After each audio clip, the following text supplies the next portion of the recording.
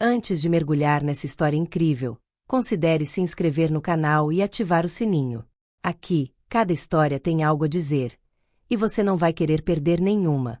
Em uma cidade vasta e cinzenta, onde arranha-céus sufocavam o céu como paredes de vidro e aço, a luz nunca parecia realmente atingir as calçadas. O ar estava frequentemente saturado com cheiros de concreto molhado, combustível e fadiga humana. As pessoas andavam rapidamente, ombros curvados, imersas em seus celulares ou em pensamentos, falando pouco, esbarrando umas nas outras sem nunca realmente se verem. Eles eram como sombras apressadas, desgastadas pelo hábito, incapazes, ou talvez sem vontade, de levantar os olhos para se deter nos milagres invisíveis que às vezes cruzavam seu caminho.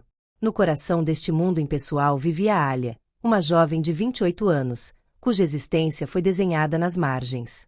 Discreta, quase invisível, ela deslizava pela cidade como uma nota suave num concerto de ruídos abafados. Órfã desde os 17 anos, um acidente de carro brutal, sem despedidas ou últimos olhares, ela aprendeu, desde muito jovem, a confiar apenas em suas próprias forças. Nenhuma família para segurá-la se ela caísse, nenhuma mão estendida para lembrá-la de que ela merecia mais do que sobreviver. Ela foi construída, pedra por pedra, às vezes instável, mas nunca quebrada. Garçonete em um pequeno restaurante suburbano, um lugar modesto, mas acolhedor, onde o riso era raro e as gorjetas ainda mais raras, Alia silenciosamente alimentava um sonho secreto, o de uma existência diferente, vibrante e colorida. Um mundo onde os dias de cada um não seriam mais ditados por agendas exaustivas e fins de mês calculados até o último detalhe. Mas esse sonho permaneceu profundamente dentro dela como uma estrela distante e inacessível, que ela contemplava sem realmente ousar acreditar. Seus únicos tesouros eram seus livros, cuidadosamente alinhados em uma prateleira frágil em seu pequeno quarto no sótão. Ela lia todas as noites, escapando para histórias de heróis caídos do céu, de milagres surgindo nas sombras, de encontros inesperados capazes de mudar o destino. Entre dois cultos, ela anotava frases em um caderno velho e surrado, pedaços de um universo onde tudo parecia possível. Mas em sua própria realidade, nada jamais aconteceu. Até aquela noite. Naquela noite choveu sem parar. Uma chuva forte batia nos telhados, transformando as ruas em rios sujos e gelados. O vento furioso batia nas persianas, levando consigo os últimos vestígios do outono. Os transeuntes, silhuetas borradas sob guarda-chuvas virados para cima, correram para escapar da tempestade. Táxis chapinhavam nas calçadas, semáforos brilhavam na água como estrelas afogadas. Alia, por sua vez, movia-se lentamente, com passos pesados e olhar baixo. Seu velho guarda-chuva, com furos em vários lugares, não conseguia lhe oferecer proteção decente. Seus sapatos deixavam entrar a água gelada e, a cada passo que dava, ela sentia suas meias ficando um pouco mais encharcadas. A bolsa estava pendurada no ombro, encharcada, pesada pelos livros que ela se recusará a deixar para trás. O mundo parecia derreter ao seu redor, engolido pela chuva. Foi então que ela viu, ou melhor, que ela pensou ter visto pela primeira vez uma ilusão, uma silhueta encolhida sobre si mesma, imóvel, no meio da pequena praça deserta. Um velho, sentado no chão, encostado em um banco enferrujado, tremendo de frio e solidão. Ninguém prestou atenção nele. Alguns transeuntes se apressaram, evitando-o ostensivamente, alguns lançando olhares envergonhados antes de desviar o olhar. Outros, muito absortos em sua própria corrida contra a chuva, nem pareciam vê-lo. Alia parou. Seu coração afundou sem saber o porquê. Talvez porque conhecesse aquela sensação de solidão extrema, aquele peso do abandono num mundo que passa sem parar. Sem pensar, como se fosse guiada por algo maior que ela correu em direção a ele, espirrando água sob seus pés. Senhor, você está bem? Ela perguntou, agachando-se na frente dele, com a voz tremendo de preocupação. O velho levantou lentamente a cabeça em direção a ela. Seu rosto estava devastado pela idade, marcado por rugas profundas, como se o próprio tempo tivesse desgastado sua pele. Seus olhos, de um azul desbotado, quase translúcido, pareciam perdidos em algum lugar distante. Ele sussurrou em voz tão baixa que ela teve que se inclinar para a frente para ouvi-lo. Eu não consigo mais me levantar. Alia, apesar do cheiro de umidade e da sujeira em suas roupas, colocou o braço sob o do velho. Era tão leve, tão frágil, que ela quase teve medo de quebrá-lo. A princípio hesitante, ele acabou se agarrando a ela como um náufrago a uma tábua de salvação. Sem questionar, sem esperar qualquer gratidão, ela tirou seu próprio casaco para cobri-lo, protegendo o melhor que pôde do vento gelado. Então, passo a passo, ela o levou até um pequeno café ainda aberto, uma luz bruxuleante no meio da noite furiosa. Eles entraram. O ar quente os envolveu em um abraço reconfortante. Alia sentou o velho num banco perto do aquecedor, foi até o balcão e, com seu magro salário, pediu sopa fumegante e pão fresco. O velho comeu devagar e em silêncio. Às vezes ele olhava para ela, e em seu olhar havia algo indefinível. Uma profunda gratidão, mas também uma estranha tristeza. Ele parecia lê-la, como se pudesse ver seus sonhos não ditos, suas cicatrizes escondidas. Quando ele se aqueceu e suas mãos trêmulas recuperaram um pouco de força, ele estendeu a mão para ela. Qual é o seu nome, meu filho? Ele perguntou com a voz rouca. Alia, ela respondeu, um pouco envergonhada. O velho deu um sorriso fino e gentil. Obrigada, Alia. Você acabou de salvar mais de uma vida.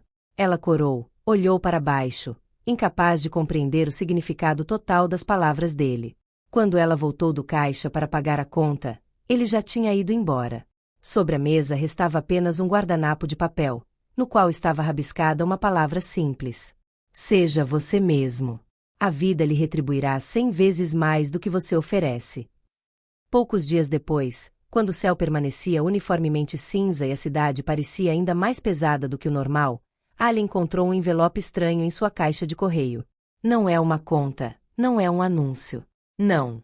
Um envelope pesado e grosso de papel marfim ligeiramente áspero, selado com cera vermelha e gravado com um símbolo antigo que ela não reconheceu. Seu coração batia mais rápido. Ela ficou congelada na porta por um momento, dividida entre a excitação e o medo, antes de quebrar cuidadosamente o selo. Dentro, cuidadosamente caligrafada, havia uma carta oficial. Senhorita Alia. Solicitamos que você se apresente sem demora no cartório Maitre Delcourt, localizado na Avenida Savoyr, 12, centro da cidade. Motivo: questão importante de herança. Por favor, traga um comprovante de identidade. Ela releu várias vezes, como se quisesse ter certeza de que não estava sonhando. Uma questão de herança? Mas ela não tinha família nem conhecidos ricos.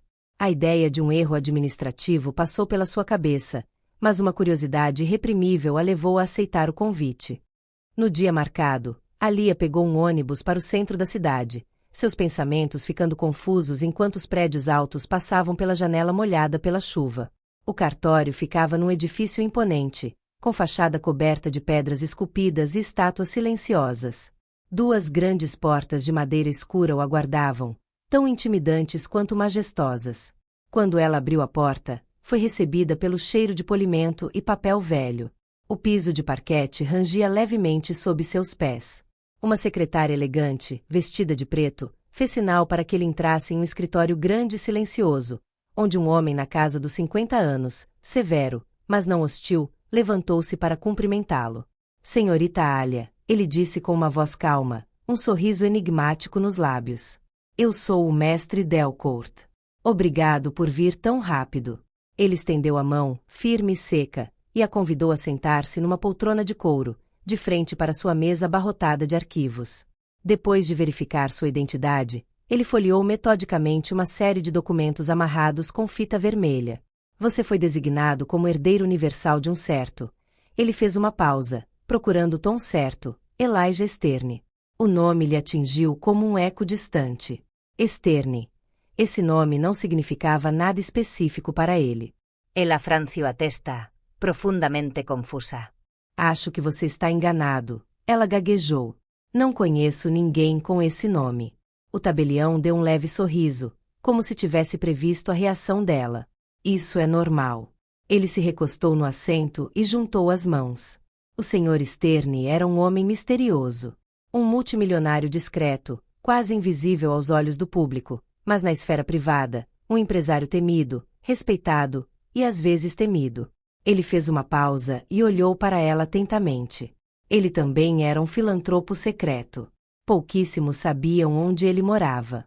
Ele cultivou as sombras e garantiu que ninguém soubesse quem ele realmente era. Até aquela noite. Até você salvá-lo. Alia sentiu seu coração disparar. O velho. O olhar translúcido. O guardanapo de papel. Ela sentiu uma onda de arrepios percorrer sua nuca. Mestre Delcourt então tirou um arquivo enorme da gaveta e colocou-o diante dela com solenidade quase religiosa. Ele abriu, revelando documentos oficiais. Títulos de propriedade, contratos de acionistas, certificados bancários, avaliações de arte. Aqui está, ele disse com uma voz calma, o que você herda. Dezenas de propriedades ao redor do mundo, mansões históricas, apartamentos nas principais capitais, ilhas particulares. Uma fortuna líquida estimada em várias centenas de bilhões. Participações majoritárias em tecnologias de ponta, indústrias de energia verde e empresas revolucionárias de biotecnologia. Coleções inestimáveis de obras de arte, pinturas de mestres, esculturas antigas, manuscritos raros. Cada palavra caiu sobre Alia como uma pedra em um poço sem fundo. Ela sentiu suas pernas cederem e suas mãos ficarem suadas. O mundo estava girando um pouco. Isso é, ela gaguejou, incapaz de respirar normalmente. É impossível. Eu não mereço tudo isso. Eu não sou ninguém.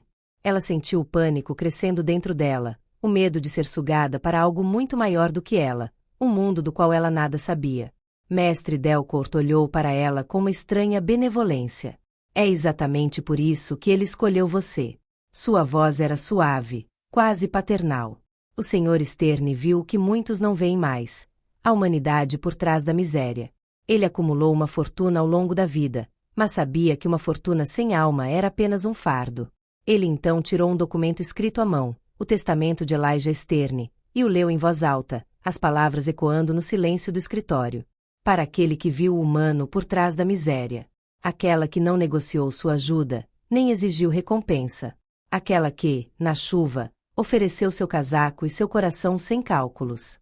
Ofereço o que construí, pois um império nas mãos de um coração puro é melhor do que nas de um rei ganancioso. Alia sentiu seus olhos se encherem de lágrimas. Ela ainda não entendia a extensão total do que acabará de receber. Ela só sabia, em seu coração, que sua vida tinha mudado para sempre. Não pelo dinheiro. Não por luxo. Mas porque um simples ato de gentileza despertou um destino que ela nem ousava sonhar. No início, Alia não sabia o que fazer.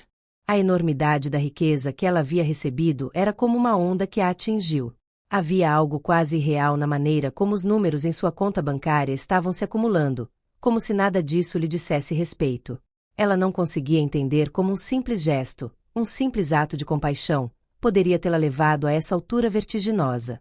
Os bilhetes, as propriedades, as ações, tudo parecia tão abstrato quanto o sonho de outra vida. Ela nunca quis riqueza ou fama. O que ela sempre quis foi tornar o mundo um lugar melhor, de consertar vidas quebradas, de dar esperança àqueles que ela conheceu, como este velho na chuva. Ela se recusou a se tornar uma dessas pessoas frias, desconectados da realidade, que o dinheiro transformou em sombras sem alma. Ela viu homens e mulheres, nas ruas e nos jornais, que se tornaram arrogantes, indiferentes, incapazes de entender o que o sofrimento humano realmente poderia significar. Não, essa não era a visão dele. Ela não queria ser como eles. Então ela decidiu agir. Ela sabia que não poderia apagar as injustiças do mundo. Mas, aos poucos, ela conseguiu suavizar a realidade. Ela não queria se espalhar em 1000 direções. Ela tinha um objetivo específico: criar lugares onde a dignidade humana seria restaurada, onde as crianças poderiam ter um futuro, onde os doentes poderiam ser tratados sem medo de morrer na indiferença. Ela começou com orfanatos, mas não aquelas sombrias e impessoais que frequentemente vemos. Não. Seus orfanatos seriam casas de luz. Cada criança seria tratada com respeito e amor. Cada educação seria uma promessa de conhecimento e futuro. Ela se cercou dos melhores e mais apaixonados educadores, psicólogos e pedagogos. Essas crianças, elas tinham sonhos para alimentar, histórias para escrever. Eles não eram apenas almas perdidas para salvar. Eles eram sementes do amanhã. Depois houve clínicas gratuitas, refúgios de saúde em bairros onde os médicos eram muito raros e os tratamentos muito caros. Alia sabia, por ter visto com os próprios olhos que a falta de cuidado poderia destruir vidas. Era sofrimento invisível que a atormentava. Ela não conseguia aceitar a ideia de que as pessoas estavam morrendo por falta de um remédio simples. Então ela havia erguido clínicas 24 horas, para que quem precisasse pudesse encontrar um sorriso, e diagnóstico, e remédio, sem ter que implorar pelo seu direito à saúde. Ela também se voltou para a pesquisa médica, financiando projetos que visam aliviar o sofrimento humano negligenciado pelo mercado, como doenças raras, cânceres incuráveis ou transtornos mentais. Ela acreditava firmemente que a inovação e empatia poderiam se unir para mudar vidas. Por fim, investe em fazendas ecológicas, que não só produziu alimentos, mas também deu esperança às comunidades rurais em dificuldades. Do Fazendas Solidárias, que alimentavam os famintos respeitando a natureza. Essas fazendas também eram locais de treinamento, onde jovens sem futuro podiam aprender a cultivar, a alimentar a terra e a se alimentar. Essas fazendas eram a símbolo que a terra poderia se curar, assim como os homens poderiam se curar se lhes fossem dados os meios. Alia poderia ter se deixado levar pelo reconhecimento do público. Mas ela escolhe ficar nas sombras, longe dos holofotes. Ela se recusou categoricamente a ser objeto de admiração.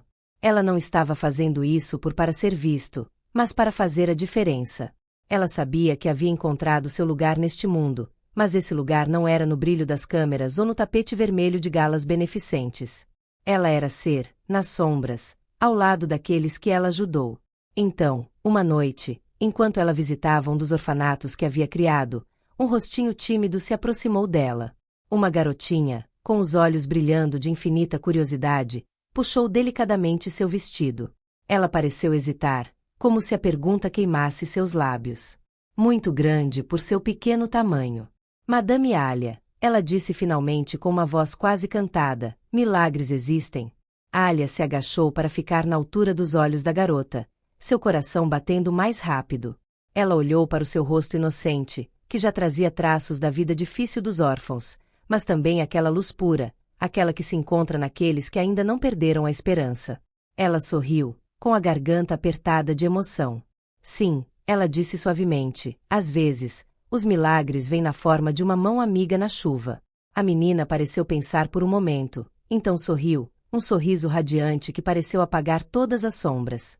Antes de sair, ela colocou algo na mão de Alia, um pingente em forma de estrela, simples, mas cheio de significado. Para você, ela disse, com os olhos brilhando de ternura. No pingente estavam gravadas as seguintes palavras: continue você mesmo. Alia sentiu lágrimas brotarem em seus olhos. Era tão simples, tão embora, e ainda assim tão profundo. Ela agarrou o pingente na mão, com o coração batendo forte. Talvez esta fosse, no final, a verdadeira riqueza. Os corações que tocamos, as vidas que mudamos.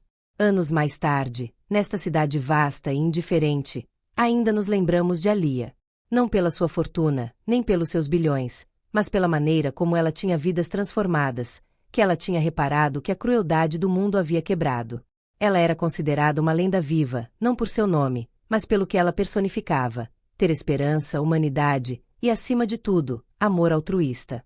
E alguns diziam que ainda hoje, em noites de tempestade, às vezes era possível ver, na velha praça onde ela estendeu seu guarda-chuva para aquele estranho encharcado, uma figura solitária oferecendo abrigo a quem precisava. Um ato de compaixão pura. E milagre num mundo que parecia ter esquecido como criá-los.